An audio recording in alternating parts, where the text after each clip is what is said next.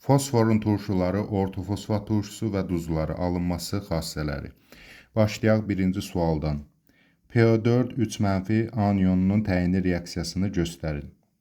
Bilirik ki, ortofosfat aniyonu gümüş nitrat məhlulu ilə, çünki gümüş nitrat məhlulu həll olan məhluldur və gümüşlə ortofosfat aniyonu arasında reaksiya gedir. Reaksiya nəticəsində gümüş ortofosfat çöküntüsü əldə olunur və bu çöküntü əsasında biz ortofosfat aniyonunu təyin edə bilirik. Doğru cavab B bəndidir.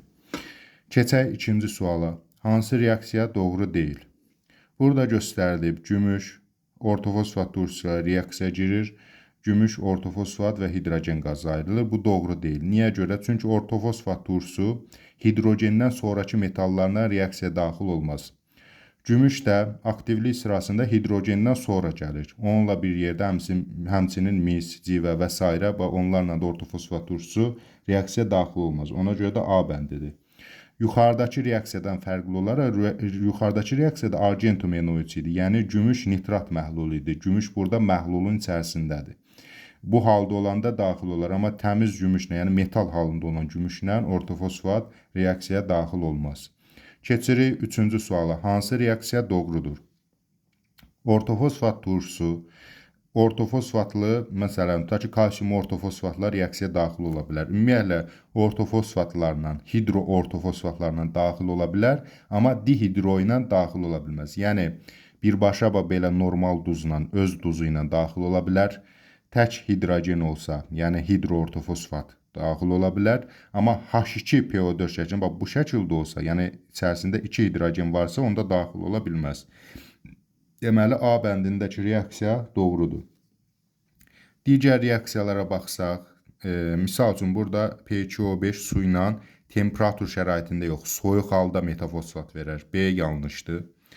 Burada çöküntü olmadığına görə natrium 3PO4 də həll olandır. Ona görə bu reaksiya getməz.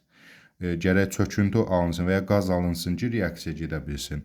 Burada metafosfat parçalında P2O3 şəklində olmaz. Ümumiyyətlə P2O3-ün belə deyə də, burada P2O5-in turşusudur bu. Yəni hidratlaşmasından əmələ gəlir. Bunun yox.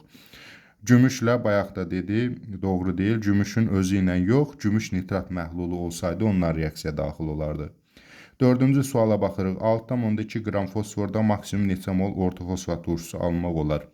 Bu tip suallarda reaksiyanı yazıb da həll eləmək olar, amma asan yol budur ki, reaksiyanı yazmadan daha sadə üsulla hesablayaq. Biz bilirik ki, fosforun formulasını yazaq burada P. Ortofosfat turşusunun da formulatı H3PO4. Yəni, fosfordan H3PO4 əmələ gəlib. Heç reaksiyanın bütöv yazmaya ehtiyac yoxdur. Biz bilirik ki, fosforun kütləsi nə qədərdir? 31 qram. 31 qram fosfordan neçə mol ortofosfat əmələ gələr? 1 fosfor, 1 fosfora. Deməli, 1 mol əmələ gələ bilər. İndi 6,2 qram altından yazsaq, 6,2 qramdan nə qədər əmələ gələr? X. X də bərabərdir. Belə bir tənasüb qururuq. 6,2-ni vururuq bilə. Bölürük 31-ə, ixtisar gedəndə 5-də 1, yəni 0,2 mol eləyər. Bu da E variantına uyğun gələr. Burada ayıraq bunu. Keçək 5-ci suala. 5-ci sualda 1,5 mol ortofosfat turşusu neçə qram fosfordan alınır? Elə bənzər tipdə sualdır. Burada görürük ki, 1 mol 31 qramdan alınır. 1,5 mol nə qədərdən alınır? 31-i 1,5-ə 46,5 qramdan alınır. Eyni situasiyadır, sadəcə rəqəmləri dəyişirik, bu tənliyi qurmalıyıq. Deməli, 31 qramdan 1 mol, bəs 1,5 mol üçün nə qədər? X də bərabərdir 46,5-ə. Sonra keçək 6-cı suala. Metafosfat turşusunun quruluş formulu hansıdır? Metafosfat turşusunun əvvəlcə formulasını yazaq. HPO3. Görürük ki, A bəndində 3 hidrogen var. Bunun ümumiyyətlə adiyyəti yoxdur. A bəndi getdi. B bəndində ortofosfatdır. 3 hidrogen var. Burada ümumiyyətlə belə bir turşu yoxdur. Yenə 3 hidrogen olmağına bilirik ki, metafosfat deyil. Aşağıda baxırıq, bu ikisi oxşuyur. Amma fikir verin. Burada hidrogen 1 valentlidir, oksigen 2 valentlidir. Bu doğru quruluşdur. Burada isə tərsinə verilib. Hidrogen ortada ola bilməz. Çünki hidrogendən 2 dənə xətt çıxa bilməz. Hidrogen 1 valentlidir. Oksigen 2 valentlidir. Oksigen ortada, hidrogen solda olmalıydı, buradakı kimi. Ona görə E bəndi də deyil. Keçirik 7-ci suala. Ortofosfat turşusunun quruluş formulu. Ortofosfat turşusu H3PO4 formuası ilə yaza bilərik. Və buradan biz bilirik ki, bu quruluş A variantına uyğun gələcək. Buradakı quruluş yenə hidrogen ekvivalentli ola bilməz. Bu doğru deyil. Buradakı quruluş da doğru deyil. 2 dənə oksigen dalbadal olsun hidrogen arasında və belə ümumiyyətlə bunun adiyyatı yoxdur. Burada metafosfat turşusudur. Burada da ümumiyyətlə belə bir turşu yoxdur. Metafosfatdan H-ın yerini dəyişib ekvivalentli olmayacağına görə bu da doğru deyil. Doğru cavab A variantına uyğun gəlir. Keçək 8-ci səhifə, 8-ci sualdan davam eləyək. Davam eləyirik. Onu da qeyd edeyim ki, əgər ekran problemli göstərirsə, onda sağ tərəfdə ayarlardan 4K və ya 1080 pikselə gətirin, onda daha təmiz göstərəcək. 8-ci sual. H3PO4 üstə 2NH3 reaksiyasından hansı birləşmə alınır? Ümumiyyətlə, ortofosfat turşusu ilə amonyak arasında reaksiya mol miqdarına asılı olaraq fərqli məhsullar verə bilər. Burada 2 mol verilib. Bu zaman reaksiyanı bu şəkildə yazsaq, hissə gedəcək. H3PO4, burada yazaq. H3PO4, NH3-nə. Məsələn, 1 mol NH3-nə reaksiya girsə, buradan H-ın biri çıxacaq, qalacaq H2. Gələcək bura, olacaq NH4, H2PO4, 1 molla. İkinci molla əvəz eləsə, yenə H üstlərdən biri H4 olacaq, NH4-dən 2 dənə olacaq HPO4. 3 molla əvəz olanda NH4-dən 3 ədəd PO4. Bu şəkildə. Yəni hissə əvəz oluna bilir. Əvvəlcə bir hidrogen əvəz olunur, ikisi qalır. Sonra biri də əvəz olunur, biri qalır. Sonra bütün hidrogenlər ammonium iyonu ilə əvəz olunur. İndi biz baxıb görürük ki, burada 2 mol NH3-dür. Deməli, 2 dənə ammonium belə deyək də qrupbası olacaq. NH4 2 şəklində olmalıdır. Burada baxıb görürük ki, NH4 2 ilə B və C variantıdır. Və 2 ammonium iyonu əvəz eləsə, hidrogenlərdən biri qalmalıdır. Yəni, hidroortofosfat alınmalıdır. Deməli, C bəndinə uyğun gəlir. Yuxarıdakı bənddə isə görürük ki, ikisi əvəz olunur, bəs hidrogenin biri axı ortofosfat iyonu 3 valentli iyon idi. 3 hidrogen əvəz olunmalıdır. Bunun ikisi NH3 ilə əvəz olunubsa, ammonium əmələ gətiribsə, biri artıq qalmalıdır. B bəndi ona görə doğru deyil. 9-cu suala baxırıq. Ortofosfat turşusu bu dəfə 3 mol ammonyakla reaksiyaya daxil olub. Bu zaman hidrogenlərin hər üçü ammonyakla, yəni hidrogenlər burada H3 birləşəcək ammonyaka çevrilir olacaq ammonium, olacaq NH4 və NH4 3PO4 formulasına uyğun olacaq. Yəni C variantına uyğun gələcək. Reaksiyanı təkrar yazmıram. Yəni 3 hidrogen 3-ü də NH4 qrupbası ilə əvəz olunacaq. Burada deyə bilərsiniz NH3 idi, çünki burada hidrogen də gəlir, ona birləşir olur NH4. 10-cu sual. Ortofosfat və metafosfat turşularının nisbi molekul kütlələri arasında fərqi hesablayın. Gəlin hər iki turşunun əvvəlcə formulasını yazaq. H3PO4 çıxılsın metafosfatda HPO3. Heç bunların kütlələrini hesablamadan da rahat üsulla hərəsinə bir fosforu çıxaram. Hərəsindən 3 oksigeni çıxaram, qalar burada 1 oksigen. Və hərəsindən 1 hidrogeni çıxsam, qalar burada 2 hidrogen. H2O, yəni 18 qram fərq olacaq. Biz də E variantını götürə bilərik. Və yaxud da hər ikisinin ayrı-ayrılıqda kütləsini tapıb çıxa bilərik. Amma imtahanda bizə vaxt vacib olduğundan elə qısa yol budur, sürətli hesablamaq üçün. Digər yandan bilirik ki, ortofosfat turşusu 1 mol su itirdikdə, ümumiyyətlə su itirdikcə əvvəlcə çevrilir olur pirofosfat turşusu, sonra H4, P2, O7 daha doğrusu. Sonra çevrilir olur HPO3, yəni metafosfat turşusuna çevrilir. Yəni, bunu da biz bilməliyik ki, su itirdikcə buna çevrilsə, deməli, suyun kütləsi qədər fərqi olacaq. Keçək 11-ci suala. Natrium ortofosfat və natrium metafosfatın nisbi molekul kütlələri arasında fərqi hesablayın. Elə demək olar ki, bənzər qaydadadır, amma burada müəyyən fərqlər var. Əvvəlcə, çünki axı hidrogen natriumlarla əvəz olunub. Ona görə də biz burada diqqətli olmalıyıq. Natrium ortofosfat. Natrium 3, biz bilirik ki, natrium 1 valentlidir. Ona görə natrium 3 PO4 və natrium metafosfat. Metafosfat turşusu 1 hidrogeni var axı. Deməli, bir dənə natrium PO3 şəklində olmalıdır. Burada 3 hidrogen əvəz olunub natrium 3 PO4 olub. Burada bir hidrogen natriumla əvəz olub, natrium PO3 şəklində olub. Yaxşı, indi deyir ki, bunların arasında fərqi hesablayın. Fərqi hesablamaq üçün hərəsindən bir fosforu çıxırıq. Hərəsindən 3 oksigeni çıxanda qalacaq burada 1 oksigen. 1 natrium burada, 2 natrium da bunda qalacaq. Natrium 2 dənə, 1 dənə oksigen qədər fərq qaldı. 23 qram natriumdur, 2-yə vuranda 46. Oksigen də 16-dır, 16 üstünə gələndə 62 qram. Yəni fərq B bəndində 62 qrama uyğun şəkildə olacaq.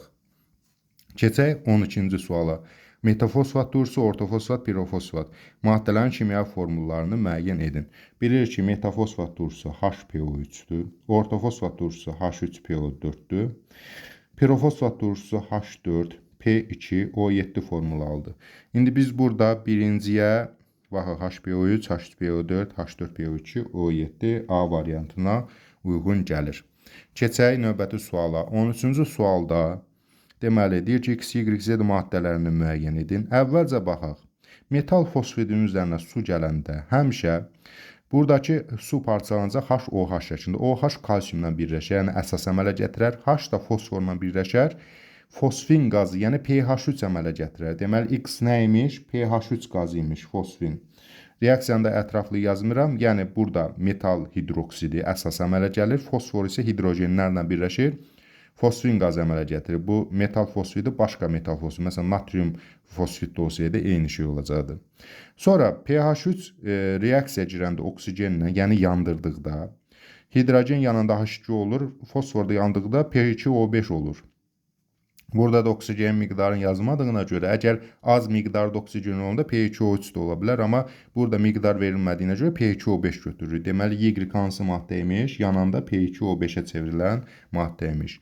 Daha sonra P2O5 su ilə belə deyək də reaksiya girir, yəni hidratlaşır. Baxaq görə hansı şəraitdə qaynar suda, yəni T nə deməkdir? 100 dərəcə deyə bilərik də buna. Biz də bilirik ki, isti suyun təsiri ilə ortofosfat turşusuna çevrilir. Əgər soyuq su olsaydı metafosfat, ilıq su olsaydı, yəni 20 dərəcə olsaydı pirofosfat olardı. İndi X, Y, Z-i uyğun olaraq qoyaq. pH3, P2O5, H3PO4. Yəni 13-cü sual A variantına uyğun gələcək. Keçək 14-cü suala. Hansı maddənin sənayedə alınmasında qatı sulfat turşusundan istifadə olunur? Söhbət ortofosfatdan gedir.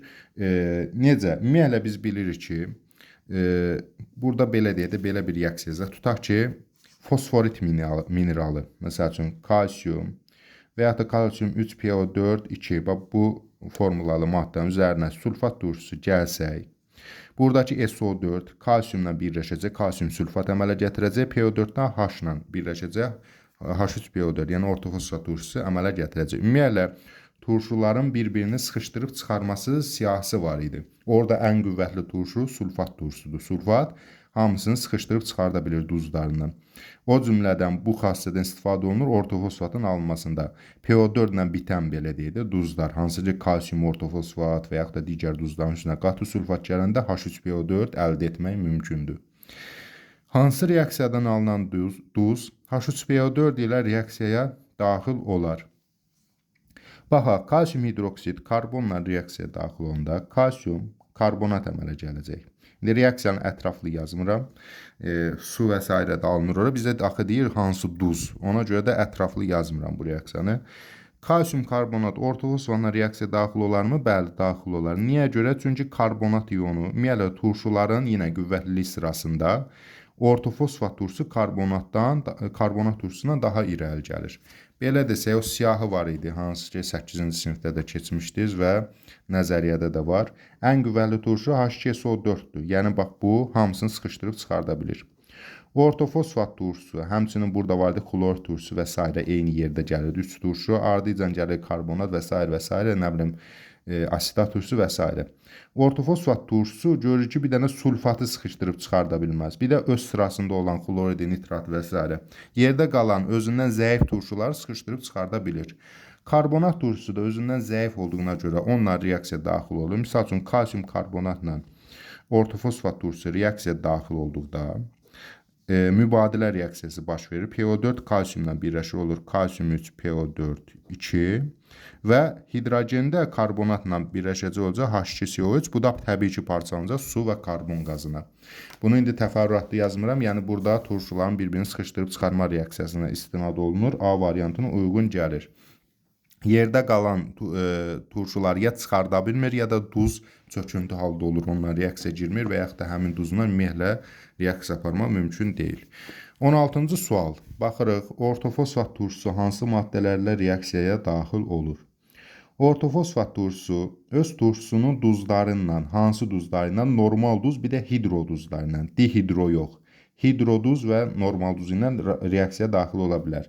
Misal üçün, H3PO4 ilə kalsium 3PO4 reaksiyaya daxil ola bilər.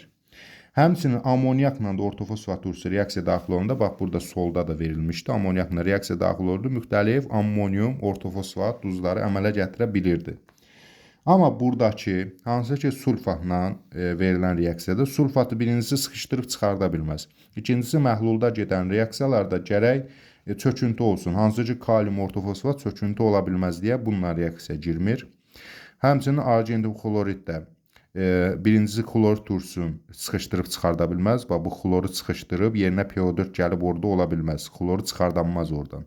Yəni SO4-ü də çıxardanmaz, xloru da çıxardanmaz, NO3-ü də çıxardanmaz. Bunu nəzərdə tuturuq. Və digər yandan o halda reaksiya daxil olmaz ki, ya çöküntü olsun, məsələn, bax bunun kimi, və yaxud da ki, reaksiya daxil olan zaman elə yenə həll olan maddə əmələ gəlirsə, məsələn, həll olan duzlar hansıdır ortofosfatın? Ammonium, natrium, kalium duzları. Onlar elə həll olan duz olduğuna görə o reaksiya getmir. Burada 1 ilə 3 doğru olacaq, yəni C bəndinə uyğun gələcək.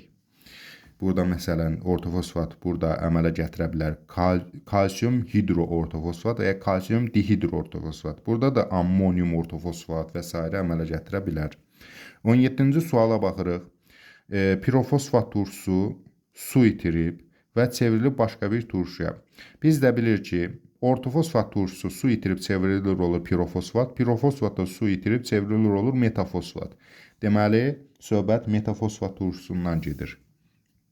Keçirik 18-ci suala. Ortofosfat su itirib çevrilib olur pirofosfat. Çünki burada 2 mola 1 mol, yəni yarım mol su itirib çevrilib olur pirofosfat. Yəni H4PO7 buna, bu da çevrilib olur metafosfat, o da HPO3 eləyir. 19-cu suala baxırıq. Ammonium dihidroortofosfat üstə X, ammonium hidroortofosfat və ammonium ortofosfatın üstünə Y yenə də eyni maddə alınıb. Deyir ki, X, Y maddələrini müəyyən edin. Biz görürük ki, burada dihidrodan hidroya çevrilib. Yəni ammonium ionları sayırdı. Burada 1-dən NH4-dür, burada 2-dən NH4-dür. Deməli üstünə nə gəlib? NH3 gəlib ki, həmin o NH3 burada hidrogenlə birləşib olub NH4, NH4-dən 2 dənə olub. Yəni X nədir? NH3-dür. Və belə deyək də, burada 1 azot var, burada 2 azot var. Deməli, biri də, ammoniakın biri də onun üstünə gəlib ki, 2 dənə ammonium qrupu olub. Altda baxıb görürük ki, 3 dənə ammonium qrupu varmış. Çevrilib olub 2 dənə ammonium qrupu. Deməli, bunun üzərinə ortofosfat gəlib ki, həmin ortofosfat turşusu ammoniumu NH4-lərdən birinin özünə götürüb, əvəzində H-ı verib ona. Yəni, burada H3PO4 imiş ki, Y. NH4-dən birini götürüb, özü olub NH3, NH4, bu maddə olub. NH4 H2PO4 olub, hidrogen də verib ona NH4, 2 HPO4. Yəni, buna çevrilib. Deməli, X amoniak, Y isə ortofosfatdır. Burada D bəndini götürə bilərik. Və digər yandan bunu yadda saxlaya bilərik ki, ümumiyyətlə ammonium qrupunun sayı azalıb, hidrogen artırsa, hidrogen azalırsa, ammoniak üstündən gəlib. Yox, əksinə, hidrogenin sayı artıb, görürsünüz, burada hidrogen yoxdur. Söhbət qrupun içindəki yox, buradan gedir. Yəni, PO4-dür birbaşa. Amma burada HPO4-dür. Hidrogenin sayı artıbsa, deməli, üstünə ortofosfat gəlib. 20-ci suala baxırıq. PQ5 su ilə əgər soyuq suda verirsə, onda HPO3-dən söhbət gedir. Yəni, metafosfat turşusu əmələ gələcək. İlıq suda pirofosfat, isti suda isə ortofosfat əmələ gəlir. İndi deyir, X maddəsi üçün hansı doğrudur? turş duz əmələ gətirir? Xeyr. Bir dənə hidrogen varsa necə turş duz əmələ gətirsin? Bu ancaq normal duz. Məsələn, natrium pH əmələ gətirə bilər. B bəndi 4 əsaslıdır. Xeyr, bir hidrogeni var. 1 əsaslıdır bu. 3 əsaslıdır. Bu da yanlışdır. 1 əsaslı turşudur. Bu doğrudur. D variantı. Oksigensiz turşudur. Xeyr, biz görürük ki, oksigenli turşudur. 21-ci suala baxırıq. Bir dəqiqə bunu düzəldək. 21-ci suala baxırıq. Görür ki, P2O5 yenə soyuq su ilə reaksiya girəndə təbii ki, HPO3 əmələ gətirəcək. Yenə eyni sualda, amma bu dəfə səhv olanı soruşur. Fosforun oksidaşma dərəcəsi müsbət 5-dir. Bəli, bu doğrudur. Çünki mənfi 2 üçün mənfi 6 eləyir, bu tərəfdə müsbət 6 eləməlidir. Biri hidrogen çıxanda müsbət 5. Deməli, bu doğrudur. Bizdən də səhvi soruşur. Turş duz əmələ gətirir. Bu, deməli, turş duz əmələ gətirmir deyir. Yox, gətirir desəydi səhv olar. Gətirmir. Deməli, bu da doğrudur. Fosforun valentliyi 5-dir. Bəli, burada 5 valentlidir. 3 oksigen çünki birləşib, 1 hidrogen 6 valentdən biri çıxır, 5 valent buna düşür. Elə, yəni oksidaşma dərəcəsinə uyğundur. Bu da doğrudur. 3 əsaslı turşudur, bu yanlışdır. 1 əsaslı bir dənə hidrogeni var. 1 əsaslı turşudur, ona görə D bəndini götürürəm. Oksigenli turşudur, bu da doğrudur. Bizdən səhv olanı soruşurdu. Keçirik 22-ci suala. Hansı sıra ilə elektrolitik dissosiasiya çətinləşir? Biz bilirik ki, dissosiasiya birinci mərhələdə daha sürətli gedir, sonra zəifləməyə başlayır. Yəni H3PO4, belə götürə bilərik, H3PO4. Əvvəlcə bir hidrogenini itirir, çevrilir olur H2PO4. Sonra birini də itirir, çevrilir olur HPO4. Sonra birini də itirir, olur PO4. Yəni bu birinci mərhələdə, bu əmələcə ikincidə, bu üçüncüdə, bu üç mərhələdə dissosiasiya eləyir. Birinci mərhələnin sürəti daha çoxdur. İkinci mərhələ biraz çətinləşir, üçüncü mərhələ isə çox çətin proses kimi davam edir. Amma normal duzlarda isə, yəni metal olanda, metal daha rahat dissosiasiya eləyir. İndi biz burada baxıb görürük ki, metalla olan bax budur. Natrium H2PO4. Natrium asanlıqla dissosiasiya eləyir, H2PO4-ə çevrilir. Deməli, ən asan budur. Sonra, bunu indi çıxaq buradan. Ondan sonra keçib baxıb görürük ki, burada H2PO4 bir dənə də hidrogenini itirir, HPO4-ə çevrilir. Bu da sonraki mərhələdə biraz çətindir. Qaldı yerdə nə? HPO4, yəni burada əmələ gələn HPO4 bir dəfə də dissosiasiya eləyir, PO4-ün özünə çevrilir. Bu isə ən çətin olan proses budur. Yəni, ən axırda ən çətin gedən proses budur. Çünki birinci bu gedir. Sonra HPO4 özü təzədən çevrilir HPO4, o da təzədən çevrilir PO4. Təbii ki, mərhələlərin artdıqca sürət də zəifləyəcək. Bu da o deməkdir ki, 2-1-3 sırası ilə, yəni A variantını götürə bilərik. Keçək indi 8-ci səhifəyə, daha doğrusu 9-cu səhifəyə, 23-cü suala. 23-cü sualda metallar verilir, X, Y, Z. H3PO4 ilə əmələ gətirdiyi duzlar göstərilir və bir valentli metalı müəyyən etmək tələb olunur.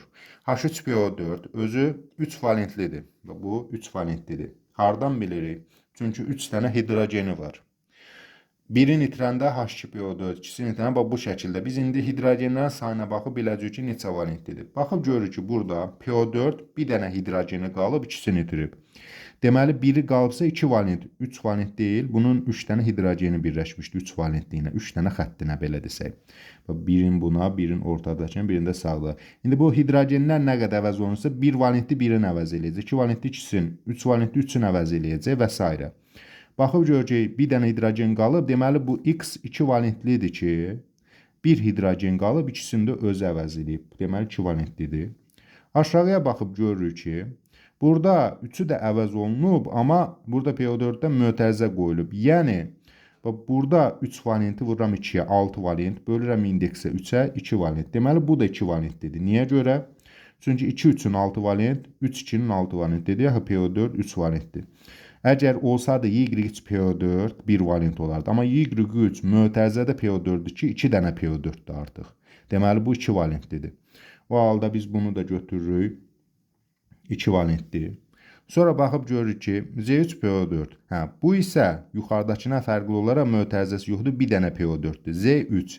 Yəni 3 dənə hidrogen üçündə metalla əvəz olunub. Hərəsi deməli 1 valent. Məsələn, natrium. Bu şəkildə əvəz olunub. Deməli, bu 1 valentlidir. Aşağıda baxıb görür ki, H2PO4 bir dənə hidrogen H3PO4-dən birini çıxardıb yerinə T daxil olub. Deməli, T özü də hidrogen kimi bir valentlidir. Deməli, bu da bir valentlidir. Z və T nə imiş? Bir valentli metallar imiş. 24-cü suala baxaq. Bənzər sualdır. Deyir, 2 valentli. Bu dəfə bizdən 2 valentlini soruşur. Burada HPO4 2 hidrogen əvəz olunub. Deməli, X 2 valentlidir. Burada Y3PO4 bu 1 valentlidir. Burada ZPO4 bu 3 valentlidir ki, 3 hidrogenin əvəzinin özü daxil ola bilib. Deməli, bu Z 3 valentlidir. Burada olacaq 3. TH2PO4 2. Deməli, H2PO4 neçə valent qalacaq? 1 valent qalacaq. Çünki H2PO4 birin hidrogen çıxanda H2PO4 1 valenti qalır ortada. Və bu mötərizə alınıb 2. Deməli, 1-i də vurmalıyım 2. 2 valent ilə T ilə birləşib. Deməli, T'də 2 valentlidir. O halda 2 valentli metal X və T'dir.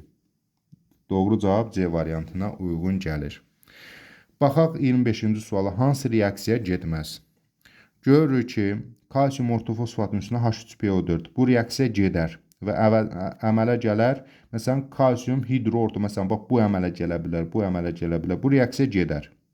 Amma aşağıdakı H2PO4 ki, bu reaksiya getməz. Səbəb nədir? Ümumiyyətlə, ortofosfat turşusu dihidro ortofosfatlı duzlarla reaksiya girməz. Yəni, H2PO4 olarsa onunla reaksiya girməz. Amma PO4 olarsa, HPO4 olarsa, yəni ortofosfat, hidroortofosfat olarsa reaksiya girər. Dihidro ortofosfat olarsa reaksiya girməz. Bu reaksiya ona görə getmir. Yəni H2PO4 ilə görsəz, neçə dənə olur, olsun fərqi yoxdur. Ondan H2PO4 reaksiya getməz. Kalsium hidroksi ilə reaksiya girir. Burada kalsium PO4 və su alınır. Burada isə yenə də metal oksidi ilə reaksiya girir və kalsium PO4 su alınır. Keçirik 26-cı suala. Yenə deyir, hansı reaksiya girməz? Getməz daha doğrusu. A bəndi. Mis oksidi ilə H2PO4. Bunda reaksiya gedər. Mis ortofosfat və su alınır. Yəni metal oksidi ilə reaksiya girər turşular. Sonra B variantı natrium PO4, H2PO4. Bu reaksiya gedər. Və buradakı natrium, məsələn, buna əvəzli hidrogen buna daxil olar. Onlar natrium 2HPO4, natrium H2PO4. Məsələn, bu şəklə gələ bilər. Yəni, mübadilə edir də, sanki bu hidrogeni verir, bu natriumu verir. Yəni, normal duzla reaksiya girər. Bir dənə H olarsa, onunla da reaksiya girər. Məsələn, natriumu buradan verir, hidrogeni də ona verir. Olur natrium H2PO4, bu da olur natrium H2PO4 bu şəkildə. Yəni ortofosfat, yəni bayaqki qayda, ortofosfat və hidroortofosfatla reaksiya girər. Amma dihidroortofosfatla H2PO4 olanlar reaksiya girməz. E variantı. Bunun da səbəbi odur ki, bu natriumu versiyonuna, hidrogen versiyonuna elə belə deyə də keçər Həsən keçər. Burada dəyişiklik olmadı. Ona görə bu reaksiya getməz. Amma burada dəyişiklik olur, çevrilir özü natrium dihidroortofosfat. Bu da natrium dihidroortofosfat.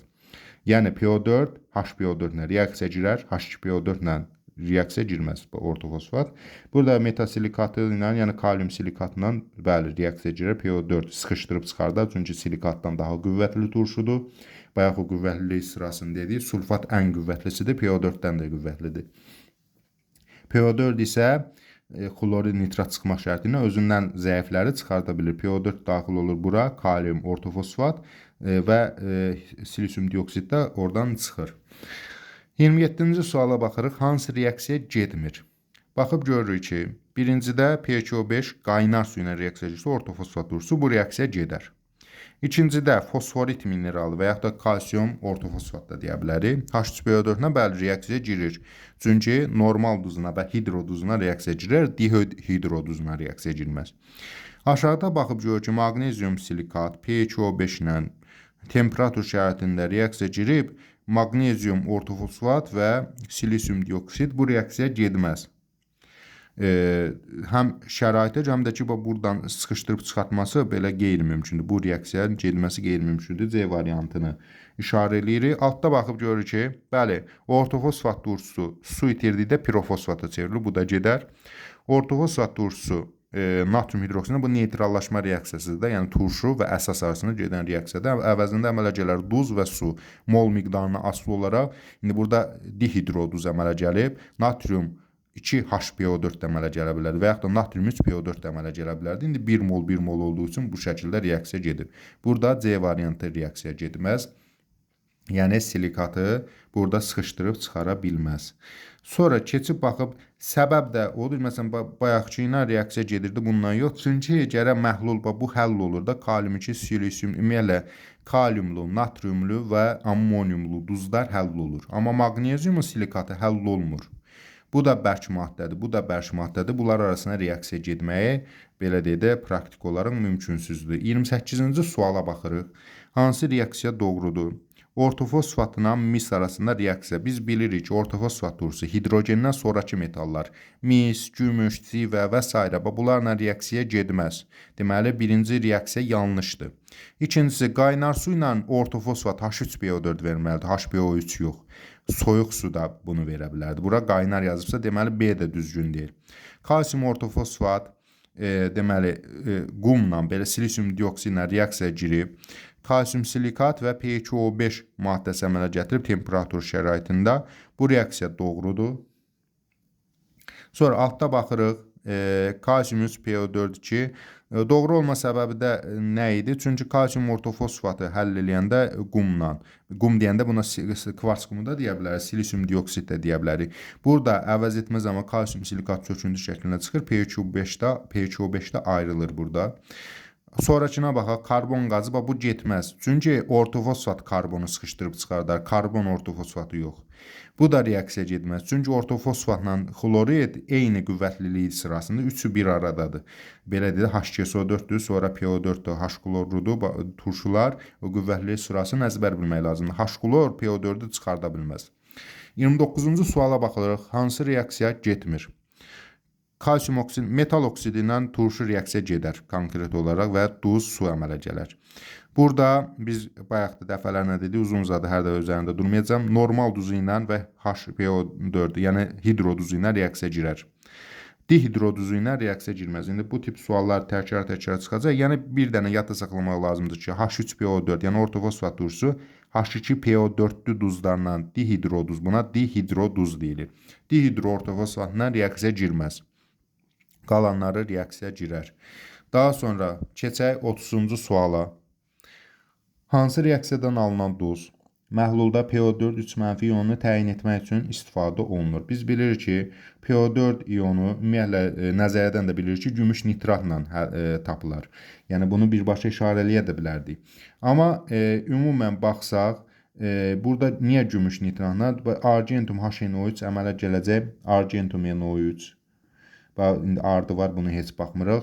Çünki bizə lazım olan bu maddədir. Argentum NO3 ilə də PO4 arasında reaksiya girəndə Argentum PO4 çöküntüsü əmələ gəlir, NO3 məhlulda qalır. Bu çöküntü əsasında biz PO4 ionunu təyin edə bilirik. Yəni D variantına uyğun gəlir. 31-ci suala baxırıq. Kalsium ortofosfat, buna fosforit mineralı da deyilir. Sulfat turşusuna reaksiya girib, XY maddələrini müəyyən edin. Biz burada əmsalı gördüyümüzə görə əmsalı uyğun şəkildə əvəzləmə aparmalıyıq. Reaksiyanı yazada bilərik uzun uzadı, amma belə deyək. Burada biz görürük ki, SO4 ümumiyyətlə kalsium, SO4 ortofosfatdan, yəni sulfat turşusu ortofosfat turşusuna daha qüvvətli olduğuna görə burada mübadilə gedəcək. Ortofosfat hidrogenlə SO4 isə kalsiumla birləşəcək. Kalsiumla birləşən zaman kalsium sulfat əmələ gələr. Burada neçə dənə H2SO4 var? 2 mol. Deməli, 2 dənə kalsium özünə birləşdirər. Olar kalsium sulfat 2 dənə olan budur. Çünki 2Y budur. Deməli, Y nə imiş? Kalsium sulfat imiş. Keçirik digər tərəfə, X bəs hansıdır? Bir dənə kalsium qaldı. İkisi bura getdi. 2 əmsal var. 2 kalsium getdi. Bir dənə kalsium qaldı. Bir dənə kalsium. Sonra baxıb görürük ki, hidrogenlər 4 hidrogen artıq qalıb və PO4-dən də ikisi qalıb. Deməli, 4 hidrogen PO4-ün ikisi arasında bölünəndə olacaq H2PO4 2. Bu şəkildə. H2PO4, bundan da 2. Bu bir valentlidir. İkisi olanda kalsiumla birləşə bilir. Bu da X-dir. Bunları ayıraq, qarışmasın. Bu da X-dir. Deməli, biz indi burada baxıb görürük kalsium H2PO4 2 budur, kalsium sulfat budur, C bəndinə uyğun gəlir. Yəni sadə qayda ilə desək, sayın hesablayırıq da. Görürəm ki, 2 kalsium bura getdi, çünki sulfatla birləşib, kalsiumun 1-i qaldı. Hidrogenin 4-ü qaldı. Mən indi baxım hardadır bu? Kalsiumun 1-i qaldı, 2-2-nin 4 hidrogen, PO4-dən də ikisi qalıb və burada da kalsium sulfat 2 mol. bu şəkildə rahat tapa bilərəm. Keçirik 32-ci suala. 32-ci sualda yenə kalsium ortofosfat bu dəfə sulfat turşusu ilə reaksiya girib. Təbii ki, kalsiumlarla birləşəcək. Yenə kalsium sulfat əmələ gələcək. 3 sulfat 3 kalsiumla birləşdi. Deməli, bu X-in tərkibində artıq kalsium iyonu qalmadı. Nə olacaq? H3PO4 turşusu. Burada 6 hidrogendi 2-yə bölürəm, 3 hidrogen qaldı, H3. Burada da PO4-dən 2 dənədir. H3PO4 burada da 2 mol idi. H3PO4. Vəssalam, H3PO4, yəni ortofosfat turşusu, kalsium sulfat. Biz də bunu baxıb görürük ki, A variantına uyğun gəlir. 30-cu suala baxaq. Deyir ki, reaksiyaya daxil olan maddələr kalsium hidroksid, ortofosfat turşusu, mol miqdarı, reaksiyada alınan duz 1 mol kalsium ortofosfat. Kalsium ortofosfatın formulası nədir? Kalsium 3, PO4, 2. Bu cür formuladadır. İndi deyir ki, X, Y-i müəyyən edin. Burada 3 mol kalsium ortofosfatın formulasını verdikdə burada necə tapdıq bu formulanı onu da deyək. H3PO4 turşusu 3 dənə H olduğuna görə tərkibində. Deməli, bu 3 valentlidir. Bu 3 valentlidir. Kalsium da bilirik ki, sabit valentlidir də valentlikdə bunu əzbərləmişik, 2 valentlidir. 2-ni gətirirəm bura, 3-ü gətirirəm bura. Bu qayda ilə sadə şəkildə tapırıq. İndi müəllim gözü ilə baxanda bu sadə görürsən, amma bəzən şagirdlər başa düşmür. 2-ni bura, 3-ü bura gətirəndə kalsium 3 PO4 2. Bu cür formulanı düzəldə bilirik. Bunu da 3 valentli olmağın hidrogen sayından rahatlıqla yada sala bilərik. H3-dürsə deməli 3 valentlidir. Nəysə, indi görürəm ki, burada qoy valentliyə silək, buna ehtiyac yoxdur. Görürəm ki, burada deməli kalsium 3 dənə kalsium varsa, deməli bundan 3 mol lazımdır bizə. PO4-dən də 2 dənə varsa, deməli bundan da 2 mol lazımdır bizə. Deməli X 3 imiş, Y 2 imiş. Bu da E variantına uyğun gəlir.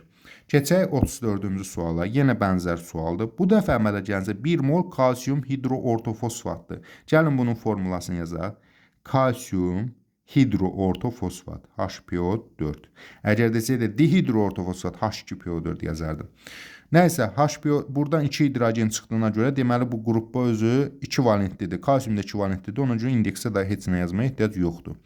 İndi gəlin baxaq, hərəsindən neçə mol lazımdır. Kalsium burada bir dənə var da, deməli bundan 1 mol bəhs eləyir. HPO4 burada PO4-dən də 1 mol olduğuna görə 1 mol da bundan bəhs eləyir. 1-in 1-ə C variantına uyğun gəlir. Keçək növbəti səhifəyə. 35-ci sualdan davam edirik. Deməli, göstərir ki, amoniakla ortofosfat arasında reaksiya girir, X və Y duzu alınır. Deyir ki, həmin o duzlar amoniakla ortofosfatla reaksiya daxil olur ya yox. Göstərilir ki, ümumiyyətlə bunu əvvəlcədən onu deyək ki, ortofosfat hissəsi mən sizə demişdim. Yəni, əgər ortofosfat daxil olmursa, o deməkdir ki, H2PO4 ilə qutarır. Yəni, dihidroortofosfatdır. Daxil olursa, ya PO4 ilə, ya da HPO4 ilə qurtarır. Lor dilində belə deyə bilərik. Amoniak isə o halda reaksiya daxil olar ki, turş duz olsun, yəni hidrogen içində olsun. Əgər tamamilə əvəz olunursa, neytral duz əmələ gəlsə, məsələn, ammonium PO4 kimi, onda reaksiya daxil ola bilməz. İndi gəlin bunu tətbiq eləyə bir-bir. Deməli, NH3 ilə də reaksiya daxil olsun, H3PO4 ilə. Bu nə deməkdir? O deməkdir ki, normal duz ola bilməz. Yəni, hamısı hidrogenlə tam əvəz oluna bilməz. O halda X-da C bəndi getdi, A bəndi də getdi. Çünki bu amoniakla da təzədən necə reaksiya daxil olsun? Bax, məsələn, NH4, 3PO4. Bunun üstünə təzədən NH3 gələndə NH4, 4PO4 ola bilməz axı. Yəni, hidrogen olmalıdır. Məsələn, bax, buradakı kimi hidrogen, bir dənə, 2 dənə hidrogen olmalıdır içərisində ki, amoniak üstünə gələndə reaksiya girə bilsin. A ilə C getdi. Sonra PO4 hissəsinə baxırıq, görürük ki, reaksiya onunla da daxil olur. Deməli, bu dihidroortofosfat deməli, reaksiya daxil olur burada H3PO4. Onda X maddəsi dihidroortofosfat ola bilməz. Yəni, onda ola bilər hansı? Bu C bəndi də ola bilməz. Ya olmalıdır B bəndi hidroortofosfatı, ya da E bəndi. Bu ikisindən biri olmalıdır. Yaxşı, baxıb aşağıdakında görür ki, amoniakla reaksiya girir. Axı, burada NH4PO4-ün təzədən hidrogen yoxdur da ortada. HPO4 olsaydı, H2PO4 olsaydı, NH3 onu əvəzləyərdi. Olmadığına görə deməli yeganə variant E variantı qalır. Bir daha yoxlayaq. Bax, burada ammonium hidroortofosfat NH3 ilə reaksiya girir, çevrilir NH4 3PO4. Normal duza çevrilir. H2PO4 ilə də reaksiya girəndə olur NH4 H2PO4. Və digər tərəfdən Y tərəfə baxaq, NH3-lə reaksiya girə bilir? Bəli, reaksiya girəndə olacaq HPO4, sonra NH4PO4 və bu formula 3, yəni normal duza çevriləcək. Yəni bir-bir hidrogenlər əvəzləyəcək. Amma H3PO4-nə reaksiya girmir. Çünki demişdik dihidro H2PO4-lə qutaranlarına reaksiya girə bilməz. Deməli, E variantına uyğun gəlir. 36-cı sualda bənzər sualdır. Bu dəfə şərtləri fərqli olub. Amoniakla reaksiya girir. Amoniakla reaksiya girirsə, deməli bu normal duz deyil. Yəni tam əvəz olunmayıb. Turş duzdur. Tərkibində H var. H2PO4 ilə reaksiya girmirsə, deməli bu dihidro ortofosfat. Yəni H2 ilə bitən, H2PO4 ilə bitən bir duzdur. Deməli, ya D bəndidir, ya da E bəndidir H2PO4 ilə bitən. Amoniak bunu əvəzləyə bilər hidrogenləri, amma H2PO4 əvəzləyənməz, çünki H2PO4 ilə bitirsə əvəzləyənməz. Ya HPO4 ya da PO4 olmalıdır. İndi baxaq altdakına da görə D ilə E-ni ayırt eləmək üçün Y hansıdır? Amoniakla reaksiya daxil olmur. Yəni bu Y-lər arasında amoniakla reaksiya daxil olmuyor. Nə deməkdir? Yəni normal duzdur. Bax buradakı normal duzdur, amma altdakı normal duz deyil. Bu hələ də amoniakla reaksiya girə bilər, çünki H var. H-ı NH3 ilə birləşir olur, NH4 olur, NH4 3PO4. Yəni bu hələ də reaksiya girə bilir. Deməli, D variantıdır. PO4 ilə burada da normal duz, yəni H3PO4 ilə reaksiya girib, hidro və dihidro duza çevrilə bilər. Sonra 37-ci suala baxırıq. Görürük ki, hansı reaksiyada fosfor reduksiya edicidir. O halda reduksiya edici olar ki, elektron versin. Yəni, mənfi oksiləşmə və ya sıfır oksiləşmə dərəcəsində müsbətə çevrilsin. Baxıb görür ki, burada fosfor burada müsbət 5 idi, burada da müsbət 5 idi. Eyni qalıb, deməli heç nə dəyişməyib. Burada müsbət 5 idi, burada çevrilib olub 0. Yəni əksinə elektron alıb müsbət 5-dən 0-a gəldi. O ədəd oxu vardı oksiləşmə dərəcəsində. İndi biz köhnə mövzulara qayıda bilmirik, çünki mən bunu lap bəsit şəkildə izah eləsəm video uzanıb 5-6 saat olar. Nəzərə al ki, oksiləşmə dərəcəsi mövzusunu əgər yadınızdan çıxıbsa, həmin o hissələrə baxa bilərsiniz. Videolarımda var, nəzər dərslərdə də var. Yəni burada müsbət 5-dən gəlib 0-a, yəni elektron alıb, əksinə burada oksilləşdiricidir. Bizdən isə reduksiya edici olduğu halı soruşur. C bəndinə baxırıq. PO4 burada da müsbət 5-dir, burada da müsbət 5-dir, eyni qalıb. D bəndinə baxırıq. Hə, burada reduksiya edicidir. Niyə görə? Çünki burada müsbət 5-ə gəlib. Yəni oksiləşmə dərəcəsi elektron verərək müsbət 5-ə çevrilib. Elektron verdiyinə görə, deməli elektron vermək nə deməkdir? Reduksiya edicidir. D bəndi uyğun gəlir. Sonra burada müsbət 5 idi, elə burada da müsbət 5-dir. Bilir ki, həm metafosfatda, həm pirofosfatda, həm ortofosfatda üçündə də müsbət 5-dir və 5 valentliyə malikdir fosfor. Deməli, bunda da oksiləşmə dərəcəsi dəyişməyib. Dəyişmiş olduğu hansıdır? Bax, D bəndində olandır. 38-ci suala baxırıq. Maddə verilib XYZ, maddələrin nisbi molekul kütlələrinin artma sırasını müəyyən edin. Heç uzun-uzadı yazmadan, yazıb da izah edəcəm, amma yazmadan da belə deyək də, hidrogen kütləsi 1-dir, kalium kütləsi 39. Yəni hidrogen nə qədər kaliumdan çox əvəz olunarsa, kütlə artacaq da. 1-in əvəzinin 39 yerinə gəlsə, təbii ki, kütlə artmağa doğru gedəcək. İndi yazaraq göstərsək, kalium ortofosfat, kalium 3PO4 deməkdir. Kalium hidroortofosfat, kalium 2 HPO4 deməkdir. Kalium dihidroortofosfat isə kalium H2PO4 deməkdir. D2 deməkdir də. Deməli, burada nə qədər çox kalium olsa, o qədər. Bax, burada 2 qram, 1 qram. 1 qram, daha doğrusu 2 qram, 39 qram. 1 qram, 2-dən 39 qram. 3-dən 39 qram. Deməli, kütlə nə edir? Artaraq gedir. Hidrogen kaliumdan əvəz olunduqca kütlə artaraq gedir. O halda artma sırasını soruşurdu. Z, Y, X. Z, Y, X. B bəndinə uyğun gələcək. 39-cu suala baxırıq. Yenə bənzər tip sualdır. Burada indi formulaları yenə düzək. Natrium ortofosfat, natrium 3, formulsuz da bilir ki, natrium üstün olacaq. Deməli, natrium nə qədər çox olsa, o qədər az olandan daha çox kütləsi olacaq. Burada amma azalma sırasını deyir, onu diqqət eləməliyik. Deməli, dihidroortofosfat olacaq natrium H2PO4. Hidroortofosfat isə natrium 2 HPO4. İndi bizdən buradan fikir verin, deyir ki, azalma sırasını göstərin. Azalma sırasını göstərin, yəni natriumun azaldığı. 3 dənə natrium buradadır. Deməli, X. Sonra 2 dənə natrium Z-dədir. Deməli sonra Z. Bir dənə natrium da buradadır. Deməli Y. Çünki hidrogen çəkisi azdır, kütləsi azdır. Natrium isə kütləsi daha çoxdur. 1-in əvəzinə 23 nə qədər çox olursa kütlə artır. Nə qədər azalarsa kütlə də azalır. Deməli X, Z, Y. Burada E variantına uyğun gəlir. X, Z, Y, E variantı. Bəzən uşaq çaşı heç azalma sözünə fikir vermir. B bəndini götürə bilər. Y, Z, X. Bu yanlışdır. 40-cı suala baxırıq. 1 mol ortofosfat turşusun 1 mol natrium hidroksil ilə reaksiyasına hansı maddə alınır? Ortofosfat turşusu H3PO4'dür. Natrium hidroksiddə natrium OH-dır. Bunların əlisindən 1 mol götürsəm, bu 1 OH-la 1 H su verəcək, natrium onun yerinə keçəcək. Yəni 1 mol deyil, natrium hidrogenlərdən birini əvəz eləyəcək, olacaq natrium H2PO4. H3-dən hidrogenin biri çıxdı qaldı H2, əvəzinə natrium daxil oldu yerinə. Ona görə də götürə bilərik 1 mol natrium dihidroortofosfat, yəni C bəndinə uyğun gəlir. 41-ci suala baxırıq. 44,8 litr amonyakın 1 mol ortofosfat turşusu ilə reaksiyasına hansı maddə alınır? 44,8 litr nə deməkdir? Yəni 2 mol. 1 mol da burada hazır verilir. Hansı maddə alınır? Gəlin baxaq. NH3 bundan 2 mol götürsək. Ortofosfat turşusu da H3PO4'dür.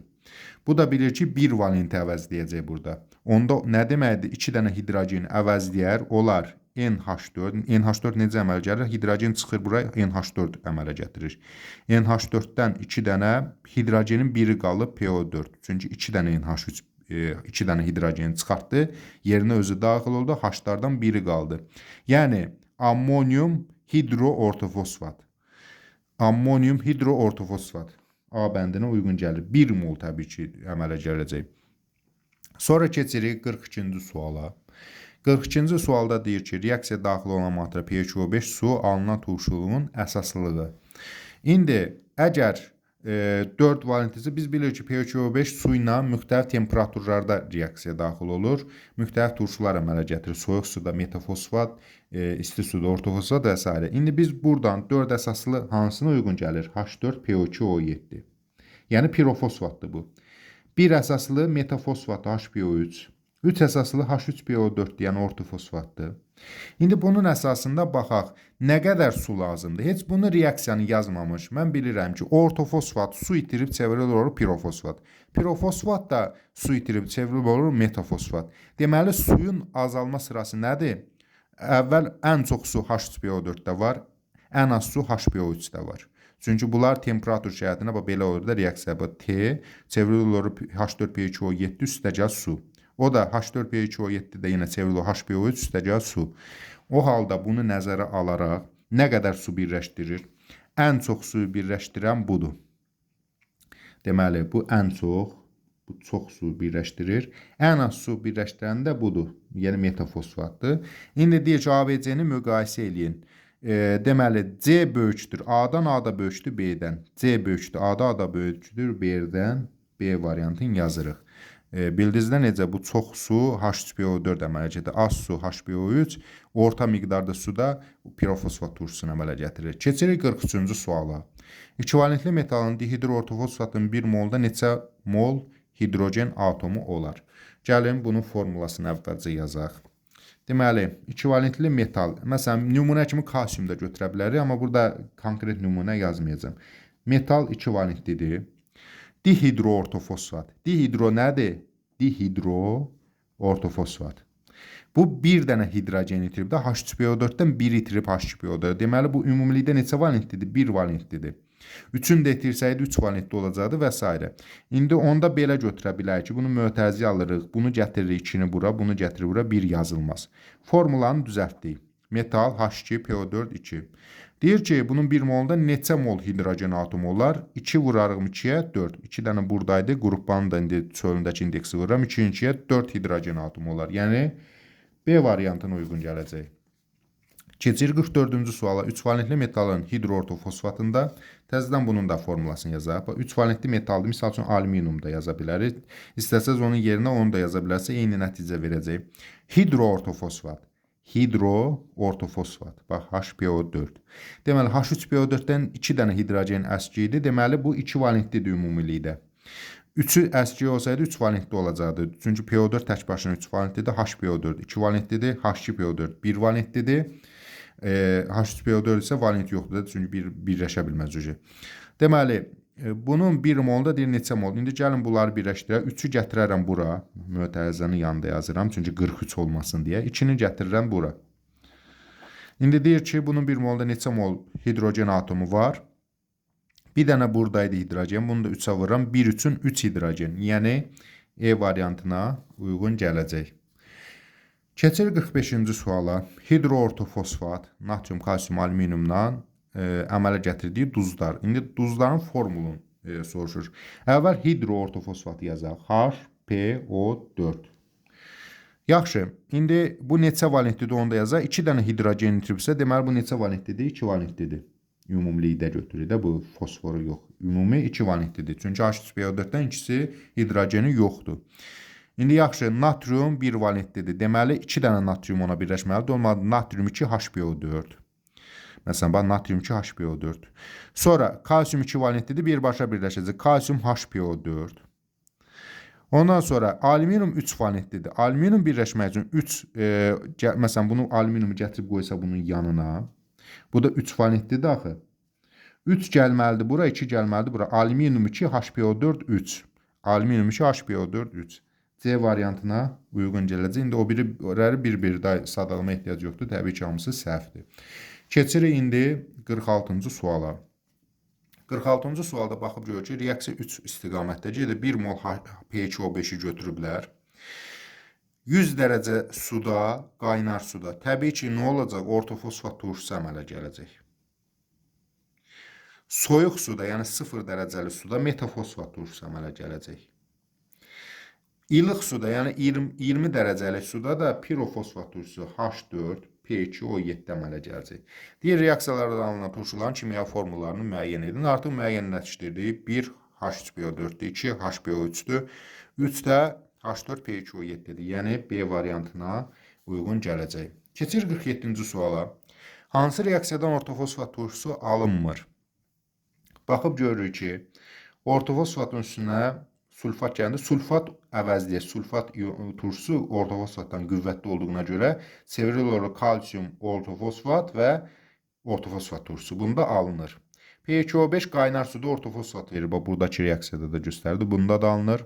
Yenə sulfat əvəzləyir. Sink sulfat əvəzində mübadilə reaksiyası gedir. SO4 gəlir bura, PO4 çıxır buradan. H-dan birləşir, olur H3PO4. Sonra burada baxırıq metasilikatla reaksiyaya girməyə. Xeyr, metasilikat birincisi ortofosfatdan qüvvətli deyil ki, onu əvəzləsin. Onu əvəzləyə bilər ancaq sulfat iyonu, yəni H2SO4 əvəzləyə bilər. Deməli, bu doğru deyil. Aşağıdakına da yenə şərt olaraq baxıq. Bəli, duru nitrat turşusu və suyun təsiri altında da və yaxud da qatı nitrat turşusunun təsiri altında da ortofosfat turşusu əmələ gələ bilər. Deməli, doğru cavab D variantıdır. Alınmayan təkcə D-dir. 48-ə baxırıq. 1 mol barium hidroksid ilə 2 mol ortofosfat turşusunun qarşılıqlı təsirindən hansı duz alınır?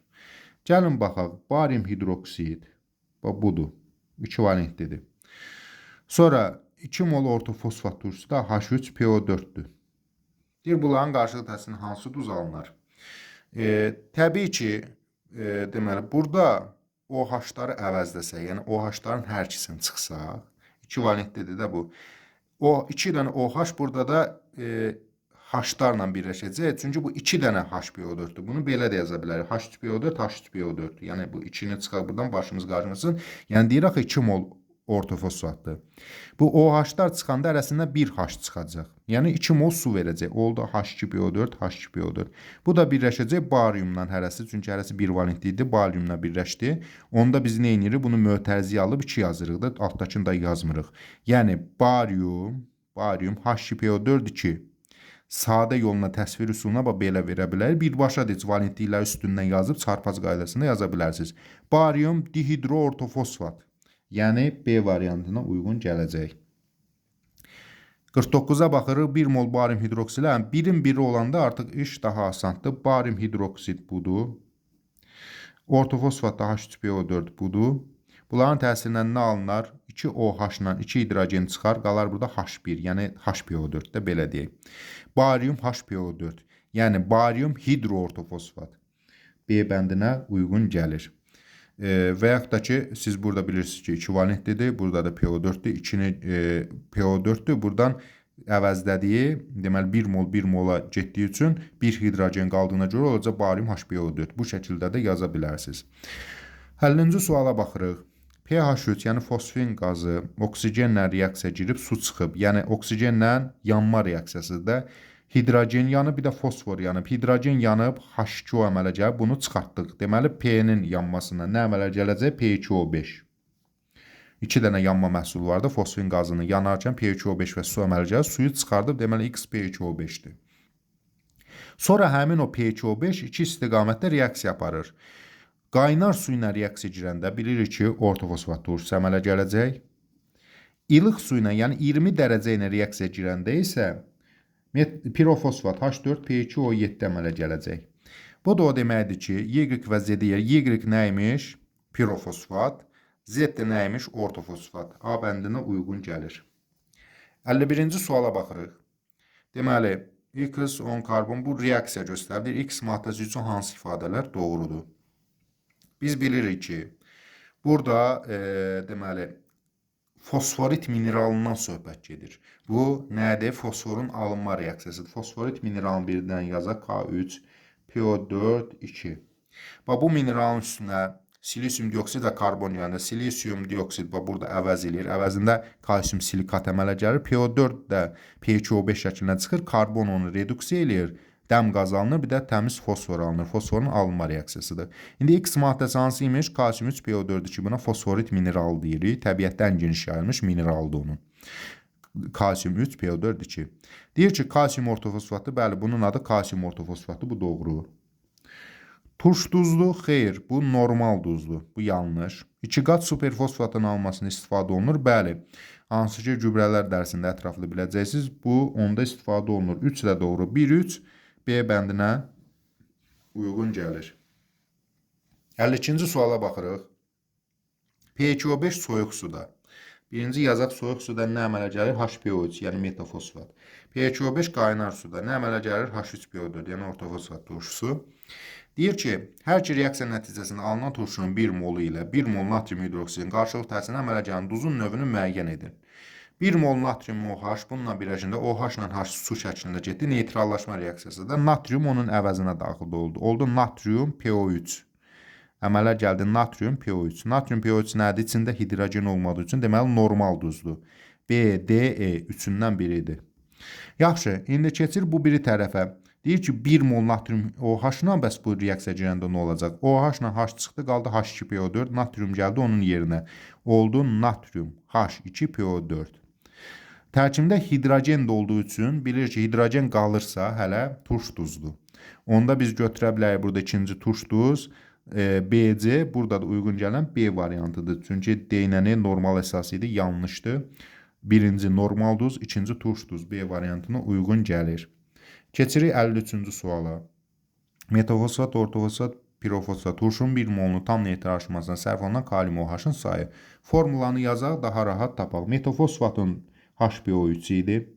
Ortofosfat H3PO4 idi. Pirofosfat H4P2O7 idi. Yaxşı, kalium OH-la reaksiya girəndə deyir ki, bunun 1 molu, hərəsində 1 mol götürsəm, nə qədər kalium OH lazımdır? Buna bir dənə hidrogen varsa, bir dənə kalium OH lazımdır. OH-la H reaksiya girib K yerinə daxil olsun, o zaman kalium PO3. Deməli, nə qədər mol lazımdır? 1 mol. Bundan 3 hidrogeni var. Deməli, 3 mol kalium OH lazımdır. Bunun 4 dənə hidrogeni var. Deməli, 4 mol kalium OH lazımdır. İndi X, Y, Z-i müəyyən edin. X1, Y3, Z-də 4. Uyğun gəlir C variantına. 54-cü suala baxırıq. H3PO4 və qatı H2SO4 ilə reaksiyaya daxil olan maddəni göstərin. Buradakı kalsium ortofosfat, yəni fosforit mineralı, sulfatla reaksiya daxil olur. Ona görə ki, sulfat ortofosfatdan qüvvətli turşudur. Onu əvəzləyir. SO4 gəlir bura, PO4 çıxır, H3PO4 əmələ gətirir. Bundan reaksiya girir. Bu biri turşu ilə də, yəni ortofosfatla bəli, reaksiya girib hidro və ya dihidro duz əmələ gətirə bilər. Çünki H3PO4 normal duzla, yəni PO4 ilə HPO4 ilə reaksiya girə bilir, H2PO4 ilə reaksiya girə bilmir. Sonundan söhbət gedir. A variantına uyğun gəlir. 55-ci suala baxırıq. Hansı reaksiyadan su alınır? Birincisindən kalium OH-la neytrallaşma reaksiyasında xeyr. Ümumiyyətlə bu neytrallaşma reaksiyada kalium xlorid, kuprum OH2. Bu reaksiyadan su alınmır. Neytrallaşmada deyil. Kuprum SO4 isə natrium OH. Bunda da əmələ gəlir natrium sulfat üstə kuprum OH su alınmır. Bax bu zaman biz bunu indi silic cövhərində də ətraflı keçəcək. Ammoniak karbon qazı ilə reaksiya girəndə su da alınır əlavə məhsul olaraq. Ammoniak ortofosfatla xeyr, ammonium ortofosfat və ya burada indi 2 mol veribsə hidro ortofosfat alına bilər. Sink natrium hidroksidindən, bu da amfoter metal olduğuna görə deməli olacaq. Sinkin duzu, belə deyək də, duz əmələ gətirəcək. Su alınan yeganə maddə burada NH3 ilə karbon qazının reaksiyasıdır. Bir saatı keçib artıq videomuz, amma mən bütün sualları izah edirəm. Yəni oxşar suallar da olsa artdamıram. Hər bir sualını izahını verirəm və çalışıram sadə şəkildə verim. Ona görə video biraz uzun çəkəcək. 56-cı suala baxaq. Hansı reaksiyadan su alınır? Deməli, ortofosfatla əvəz eləyir. Əvəzində hidrogen qazı çıxır. Bunda su alınmır. Burada ortofosfat reaksiya daxil olur. Hidro və dihidro duzu əmələ gətirir. Su alınmır. Burada PO4 gəlir bunun yerinə. SO4 isə burada ümumiyyətlə reaksiya getmir. Çünki SO4 PO4-dən daha qüvvətlidir. Bu reaksiya ümumiyyətlə getməz. Baxaq, bundan su alınır. Kalsiumla birləşir. Kalsium ortofosfat, hidrogenlə oksigen birləşir. Su əmələ gətirir. Bunda alınır. Burada isə sulfat, kalsium sulfat əmələ gətirir. Bu da ortofosfat əmələ gətirir. Su alınmır. Mübadilə reaksiyasıdır. Keçək 57-ci suala. 57-ci sualda deyilir, 1 mol natrium 3PO4 ilə 2 mol H3PO4-ün reaksiyasından hansı maddə alınır? Deməli, bunu biz reaksiya şəklində də yaza bilərik, qısa şəkildə də yaza bilərik. Reaksiya şəklində yazsaq daha rahat qavrayacaqsınız. Deməli, baxıb görürük ki, natrium 3PO4-dür və 2 molda H3PO4-dür. Bunlar nə edir? Natriumların hərəsindən, məsələn, buradan natriumu çıxdıqda 2 natrium, hərəsi bir hidrogen verir, olur H2PO4 və 2 dənə hidrogen çıxır, çünki 2 mol daxı. Gəlir bura, olur H2, deməli buradan natriumların ikisini çıxardır, öz tərəflərinə birləşir, 2 mol natrium H2PO4. Bu şəkildə də yaza bilərik və yaxud da cəmləyərək, bu cür də yaza bilərik. Natrium 3PO4 1 moldur. 2 molda H3PO4-dür. PO4-dən sayı nə qədərdir? Bir dənə bu, 2 dənə də bu. Deməli, 3 dənə PO4 var. Hidrogenin sayı nə qədərdir? 2 üçün 6 dənə hidrogen var. Natrium sayı nə qədərdir? 3 dənə də natrium var. İndi bunlar, bu PO4-lər arasında bərabər şəkildə bölünməlidir. 3-ü bölərəm 3-ə, 1 dənə natrium. 6-nı bölərəm 3-ə, 2 dənə hidrogen. PO4-ü də yazaram ardıcın. Deməli, 3 mol natrium H2PO4 əmələ gəlir. Onda biz burada götürməliyik E variantı. Hansı üsul sizə daha rahat gəlirsə, o üsulla da baxa bilərsiniz. Belə müəllim gözü ilə şifahi də tapmaq olur, amma izahını verməyə çalışacağım. Çünki əks halda arxada onsuz da cavablar verilib. 58-ci sual. 1 mol kalsium 3PO4 ilə 4 mol H3PO4-ün qarşılıq təsirinə hansı birləşmə alınır? Və burada bir dənə yenə yazaq. Burada 2 dənə PO4 var, burada 1 dənə PO4 var. Deməli 3 dənə PO4 var. İndi kalsium hidrogenlər bərabər şəkildə aralarında bölək. 3 dənə kalsium var. 3 dənə də kalsium var. Hidrogen sayı nə qədərdir? Yox, biz səhv elədik. 1 mol, 1 2-nin 2 dənə burada var. 4 1-in 1 dənə 6 mol PO4 var. 4 dənə burada 4 mol deyir axı. 1 2-nin burada da 2 var 1 molun içərisində. 6 dənə PO4 var. 3 dənə kalsium var. 4 üçün 12 dənə də hidrogen var. İndi bunları bərabər bölək 6 PO4 arasında. 3 kalsiumu 6-sının arasında bölmək o deməkdir ki, kalsium PO4-lərdən də hərəsindən 2-2 düşəcək. Deməli, kalsiumlar getdi. PO4-lər deməli, indi 3 şəklində yazırıq. Sonra 12 hidrogen də 3-ün arasına bölündü. 12-ni 3-ə bölürük. Çünki birində 6 idi, birində 2 düşünəyə görə 3 oldu. 12-ni 3-ə bölürük 4 hidrogen. Yəni H2 buna, H2 buna. Birinə 4 hidrogen düşür. İndi burada şərti yazısında qrafik düz gəlmir. Belə yazaq. Bu qrafiki silək. Kalsium 2 ədəd H2 PO4 2. Uzun-uzadı reaksiyada yazmaq olar, amma reaksiyadansa bu cür daha rahatdır mənim fikrimcə. Kalsium H2PO4 2. Bu da uyğun gəlir D bəndinə. Yəni PO4-lərin sayını hesablayırıq. Sonra kalsiumlarla hidrogenlərin sayını o PO4-lər arasında bərabər bölürük. Bu şəkildə formul çıxır. Geriyə yoxlasaq, deməli 3 mol kalsium H2PO4 alınırdı. PO4'lər 6 dənə ödənilir. 6 2-nin 12 hidrogen ödənilir. Kalsiumdan da 3 dənə ödənilir. Yaxşı, 59-cu suala baxırıq. Kalsium 3PO4 üstə ortofosfat turşusu. Deməli, ortofosfat turşusu gələndə çevrilib olub hidroortofosfat. Sonra yenə bir dəfə də ortofosfat gəlib olub dihidroortofosfat. Sonra yenə ortofosfat gəlib, bu yanlışdır.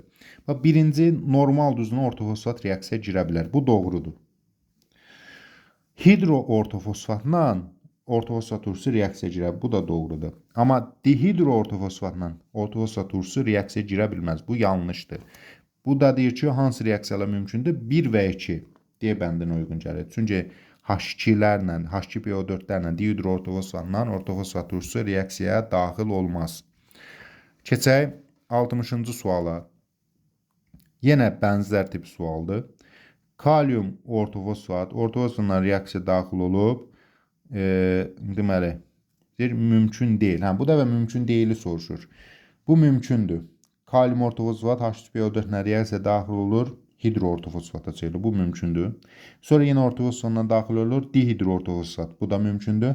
Amma ortofosfatla, yəni H2PO4 ilə reaksiya girməz. Bu mümkün deyil. Üçüncüsü mümkün deyil. Yalnız 3 D bəndinə uyğun gəlir. Elə yuxarıdakı sualın əksidir. Elə ki 1 2 mümkündür, 3 mümkün deyil. 61-ci suala baxırıq. Hansı ifadələr doğrudur? Burada verib reaksiya. Deyir, birinci reaksiya getmirsə, yəni bu reaksiya getmirsə, X maddəsi natrium ortofosfatdır. Bəli, normal duzuna, məsələn, natrium ortofosfat nədir? Natrium 3PO4. Natrium 3PO4 ilə artıq natrium OH reaksiya gedir. Çünki neytrallaşdıracaq bir şey yoxdur. Gərək hidroortofosfat və ya dihidroortofosfat olsun. Yəni, məsələn, natrium 2HPO4 olsun ki, natrium OH ilə reaksiya girə bilsin. Deməli, birinci reaksiya getmirsə, bunlar reaksiya getmirsə, natrium ortofosfatdır. Bu doğru deyir. 1 və 2 reaksiyalar gedirsə, yəni hər iki reaksiya gedir, Z maddəsi natrium dihidroortofosfatdır. Deməli, natrium dihidroortofosfat. Baxıb görürük ki, burada indi yazan natrium dihidroortofosfatı, natrium dihidroortofosfat. Deməli, natrium dihidroortofosfat natrium OH ilə reaksiya gedə bilər, bəli gedə bilər. Bu zaman neytrallaşar, natrium 3 HPO4 əmələ gələr. Burada yanlışa yol verdi, bir daha bunu düzəldək. Burada X-i demir, Z-i deyir natrium hidro. Yəni, bu natrium H2PO4. Deyir ki, 1 və 2 reaksiyalar gedirsə, Z maddəsi, yəni bu maddə natrium dihidroortofosfatdır. Orto yazmayıb bura, burada səhv gedir. Dihidroortofosfatdır. Gəlin baxaq. Əgər deməli H2PO4 ilə reaksiya girirsə, belə deyək də, bu X maddəsi natrium OH ilə reaksiya girirsə, deməli tərkibində mütləq hidrogen olmalıdır. Yəni, natrium ya hidroortofosfat ya dihidroortofosfat olmalıdır. Dihidroortofosfat olsaydı H2PO4 ilə reaksiya girməzdi. Deməli, natrium hidroortofosfatdır.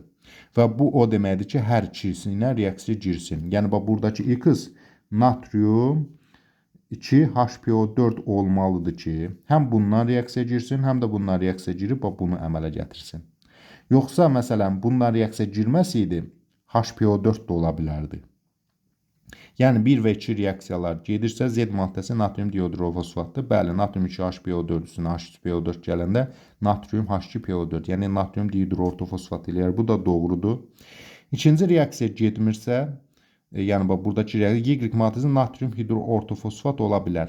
İkinci reaksiyanın getməməyi nə deməkdir? Yəni, burada natrium dihidroortofosfat olsun. Yəni, bu maddə, bu X-in yerində olsun. O zaman bilir ki, H2PO4 ilə H2PO4 reaksiya girməz. Bəs yaxşı, bunun yerində qarşılıq düşür. Bunun üzərində işlədikcə ayrı yerə kaş yazıydı buna. Nəysə, bunlar hamısını silə qarşılıq düşməsi. Üçüncünü, natrium, deyir ki, Y maddəsi natrium hidroortofosfat ola bilər. ikinci reaksiya getmirsə, bax ikinci reaksiyanın getməməyi üçün nə olmalıdır? Natrium H2PO4. Natrium H2PO4 olanda H2PO4-lə reaksiya girmir.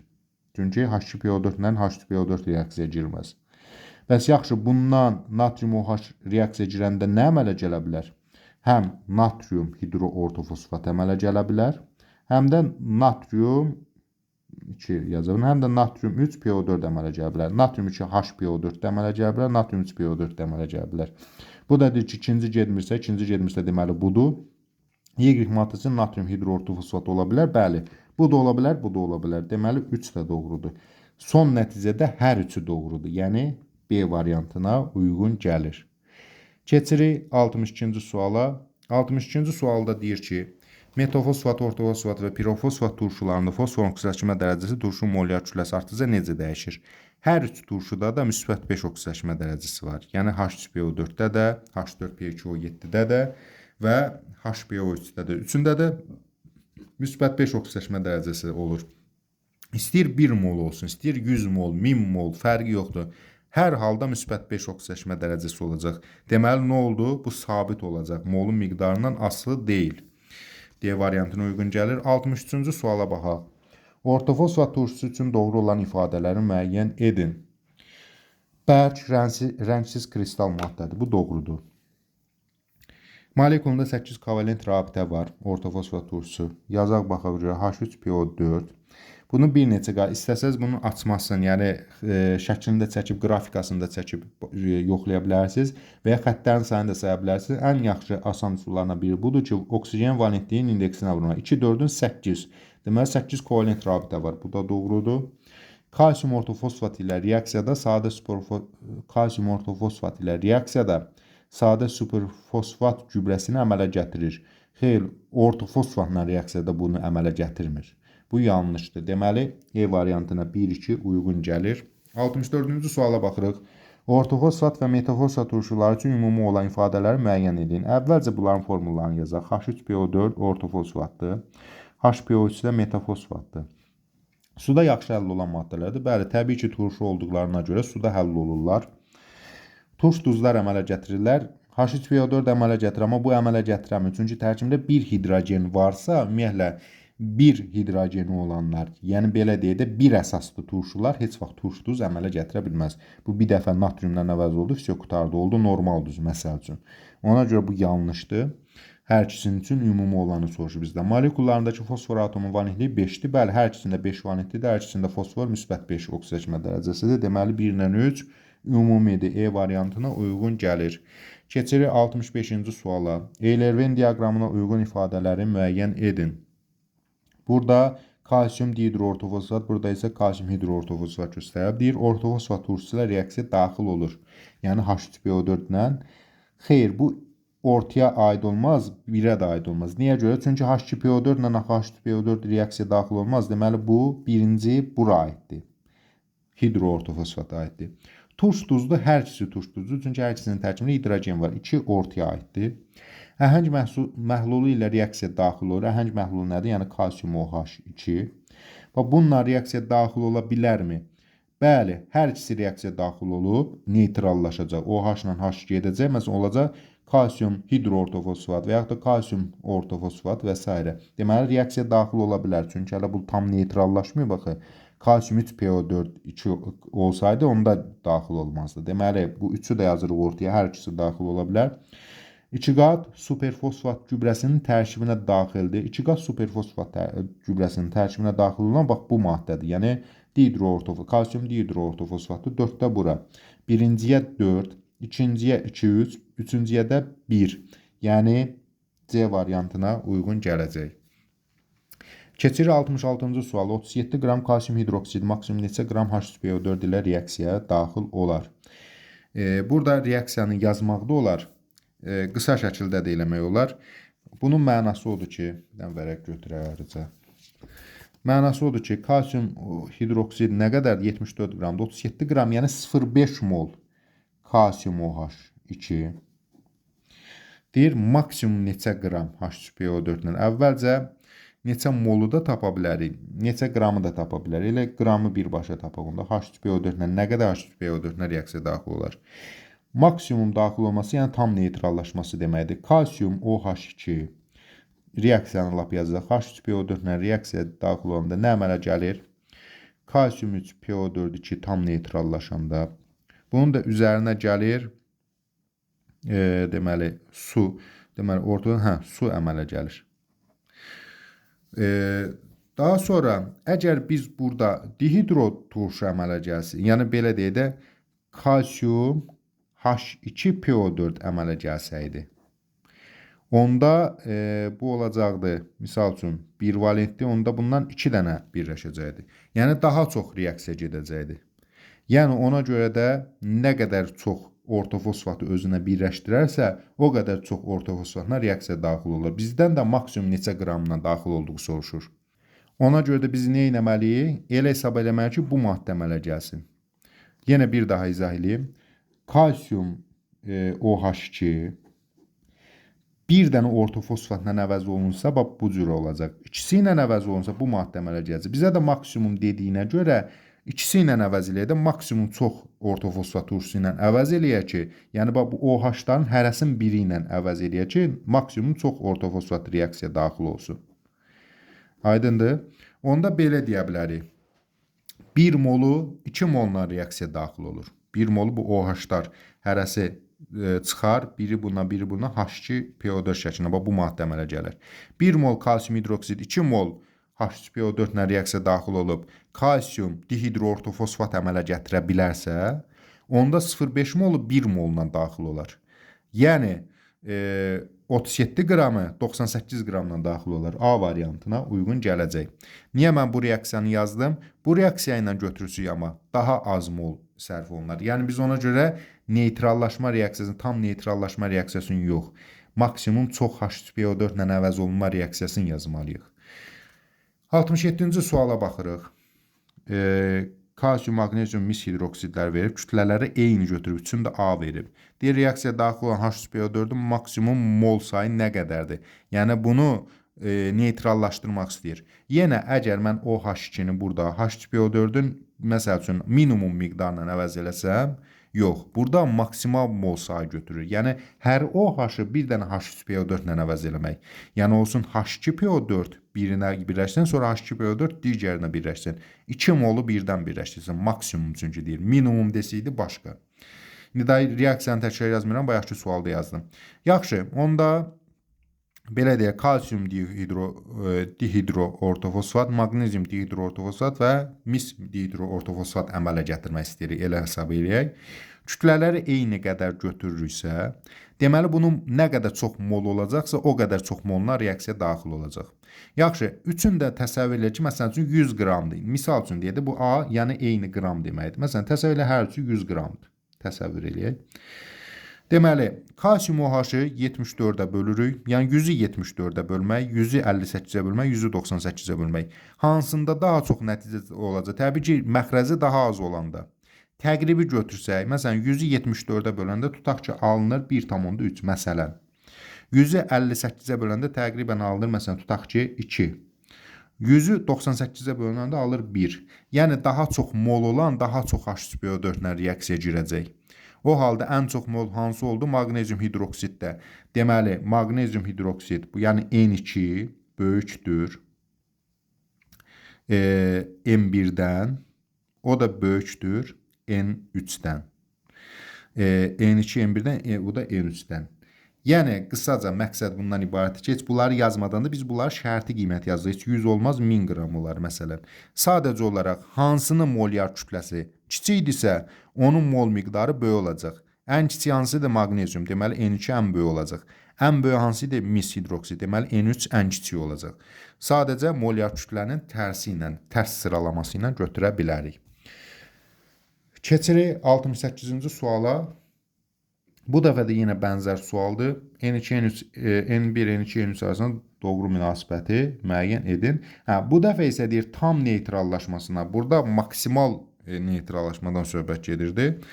Tam neytrallaşmasına sərf olunan mol sayını tapmaq üçün Yəni o deməkdir ki, H3PO4 olsun K3PO4, litium 3PO4, natrium 3PO4. İndi yenə də elə eyni qayda ilə üçü də eyni qram götürülüb. Məsələn, üçünü də təsəvvür etsək 100 qram. Məsəl üçün bu 100 qram yazırıq. Ən kiçik kütləsi olan ən böyük olacaq. Birbaşa da deyə bilərik ki, məsəl üçün litium OH hansıdır? N2 böyükdür N3-dən, o da böyükdür N1-dən. Birbaşa da deyə bilərik. Amma izahla versək, məsələn, üçü də A-dır, üçü də 100 qram götürsək, kalium OH neçədir? 56 qram. Təqribən eləyəcək, məsələn, 1 tam məsəl üçün 8. Litium OH neçədir? 24 qram. Təqribən eləyəcək 4. 100-ü 24-ə bölündə 4 məsəl üçün. Sonra 40-ı da 100-ə bölündə məsələn olsun 2,5. Ən çox mol hansında oldu? N3, deməli N2-də, sonra N3-də, sonra N1-də. Yəni N2, N3, N1. Burada D variantına uyğun gələcək. Biz burada bu şərti qiymətləri yazdıq ki, hesablayıb tapa bilmək üçün. Amma hesablamamış da qısa qayda, əgər əzbər qabiliyyətiniz varsa, məsələn, mən əzbərləmək qabiliyyətim zəifdir. Sizdə əzbər qabiliyyəti yüksəkdirsə, sadəcə bu tip suallarda bilməlisiniz ki, molyar kütləsi kiçik olan mol sayı böyük olacaq. Ən kiçik molyar kütlə hansı idi? Litium OH. Deməli, bunun litium OH N2 ən böyük olacaq. Ən çox kütlə hansı idi? Kalium OH. Deməli, N1 ən kiçik olacaq. Bu cür də yaza bilərsiniz. 69-cu suala baxırıq. Uyğun olanları müəyyən edirik. Fosfor ortofosfat turşusu P2O5. Deyir ki, indi ola bilsin ki, bu verilənlər hər üçün, məsələn, görürsünüz, burada A üçündə də var və s. Ola bilsin, ikisinə, üçünə aid olsun. Yəni, bunu nəzərimizdə saxlayırıq. Əvvəlcə deyir, suda həll olmağı. Təbii məsələdir ki, turşu suda həll olacaq. P2O5 də bilirik ki, higroskopik maddədir. Nəinki suda həll olmaq, hətta havadan belə suyu çəkir, qazların qurudulmasına istifadə olunur. Deməli, bunlar suda həll olacaq. Amma fosfor suda həll olmayacaq. Sonra keçirik. B bəndi. Kalsium ilə reaksiyaya daxil olur. Baxıb görür ki, bəli, fosfor kalsiumla reaksiyaya daxil olsa nə əmələ gələcək? Kalsium fosfit. Deməli, fosfor metallarla fosfitlər əmələ gətirər. Deməli, B buna uyğun gəlir. Ortofosfat turşusu ilə də reaksiya daxil olub kalsium ortofosfat əmələ gətirər, yəni duz əmələ gətirər. Bununla da reaksiyaya girir. Amma P2O5 ilə kalsium reaksiyaya girə bilməz. Oksigenlə reaksiyaya daxil olur. Yəni C bəndi. Oksigenlə sadəcə fosfor reaksiyaya daxil ola bilər, yanar və P2O5-ə oksigen az olarsa P2O3-ə çevrilər. Amma ortofosfat artıq oksigenlə reaksiyaya daxil olmaq üçün yer yoxdur. P2O5 də maksimum oksiləşmə dərəcəsinə çatıb da P2O7, O6 ola bilməz ki. Ona görə bunlar heç bir reaksiyaya daxil olmur. D bəndinə baxırıq, higroskopikdir. Bunlar arasında ümumiyyətlə fosfor higroskopik ümumiyyətlə deyil. H2PO4-də turşudur, yəni suda həll olur. Higroskopik saymaq olmaz. Higroskopik, yəni maksimum higroskopiklik burada olan P2O5-dədir. Yəni D bəndin P2O5 o qədər higroskopikdir ki, ona ağzı kip bağlanmış qablarda saxlayırlar. İndi isə bunları gəlin qoyaq yerinə. Birinciyə BC, ikinciyə AB, üçüncüyə AD, yəni E variantına uyğun gələcək. 70-ci sualda bənzər sualdır. Yenə bir-bir baxaq. Adi şəraitdə bərk maddədir. P2O5 də bərkdir, ağ fosfor da bərkdir, H2PO4 də bərkdir. Üçü də bərkdir. Deməli, A bəndin üçünə də yaza bilərəm. Sonra keçirik B bəndi. Oksigenlə reaksiya daxil olur. Bu və bu artıq oksigenlə reaksiya daxil olur. Maksimum valentliyə çatıb. Oksigenlə reaksiya daxil ola bilməz. Amma ağ fosfor oksigenlə reaksiyaya daxil olub. Ya P2O5 ya da oksigen alarsa P2O3 əmələ gətirə bilər. B bəndini buraya yazıram. C bəndi. Fosforun oksigenə, daha doğrusu valentliyi 5-ə bərabərdir. P2O5-də bəli, valentliyi 5-ə bərabərdir. Belə də baxa bilər. 5-i bura, 2-ni bura geçsə 2 valentlidir oksigen. Deməli, 5 valentli buradadır. C-ni burada yazıram. Deməli, P4-də xeyr, 5 valentli deyil, 3 valentlidir. Çünki P4-ün formulası, belə bir formulası var da. Hərəsindən, bir dənə də fosfor buraya götürsə, hərəsindən 3 xətt çıxır. Altdan da birləşir. Piramidaya bənzər bir quruluş əmələ gətirir. 3 xətt çıxma, yəni o deməkdir ki, 3 valentlidir. H2PO4, bəli, bunda da 5 valentlidir. Deməli, 1-ə AC, 2-yə AB, bir daha baxa başımız qarşıdır, 1-ə AC, 2-yə AB, 3-ə də AC, yəni C variantına uyğun gəlir. Enerji azaldığı üçün videonu burada saxlayırıq. Bu videoda 70 sual işlədik. Qalan 71-dən axıra qədər, yəni mövzunun qalan sualları, hansı ki 100 neçə sualdır? 105 suala qədər qalan sualları da növbəti videoda işləyib qoyacağıq. Yəni bu mövzunu 2 hissədə işləmiş olacağıq. Sağ olun, növbəti dərslərdə görüşənədək.